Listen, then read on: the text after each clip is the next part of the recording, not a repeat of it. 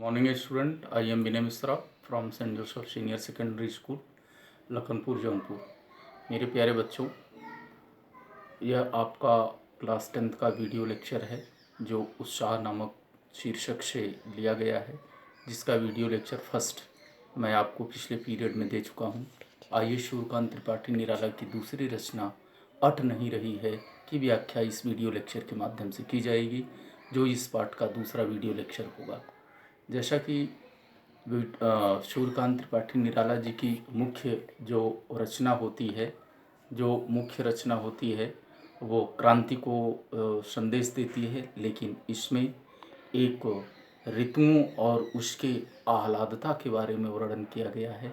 इस पूरी कविता में फागुन मास के बारे में बताया गया है कि फागुन मास के आने पर वातावरण में कैसा परिवर्तन दिखाई देता है, किस प्रकार का जोश उत्साह लोगों के अंदर देखने को मिलता है, वह आपको इस कविता के माध्यम से मिलेगी। देखिए कविता। अट नहीं रही है आभा फागुन की तन, सट नहीं रही है। सूर्यकांत त्रिपाठी निराला जी कहते हैं कि फागुन माह की जो सुंदरता है वह शरीर के रूप में दिखाई देती है, जिसकी आभा कहीं भी वातावरण में कोई भी जगह ऐसी नहीं बची है कि उसकी सुंदरता को न देखा जा सके। हिंदी महीने में चैत्र मास से प्रारंभ होता है और फागुन का महीना फरवरी के एंड और अप्रैल के मार्च के फर्स्ट वीक में माना जाता है, जिसमें चारों तरफ हरियाली होती है, मौसम खुशनुमा होता है, ठंडी भी कम होती है, गर्मी भी कम पड़ती रहती है।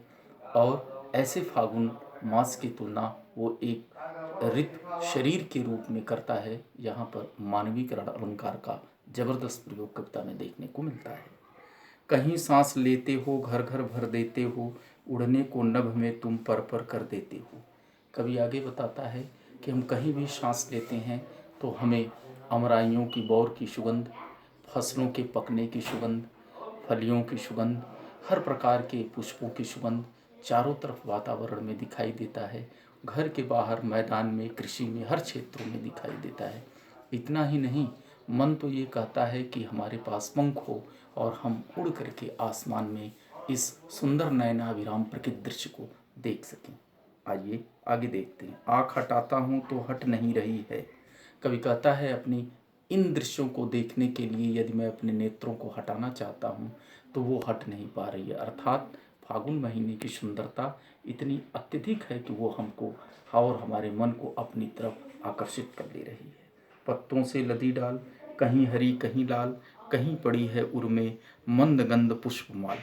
कहता है कि पेड़ों में, उनकी डालियों में हरी हरी पत्तियां हैं और जगह जगह जो पुष्प के पेड़ हैं उनमें विभिन्न प्रकार के रंगीन पुष्प जैसे लाल, पीले, हरे, गुलाबी ये लदे हुए दिखाई देते हैं। वातावरण में उनका सुगंध बिखरा हुआ है। कवि कहता है मानो फागुन महीने अपने गले में इन पुष्पों की सुगंधित माला को पहन करके खड़ी हुई है। पाट पाट शोभा श्री पट नहीं रही है।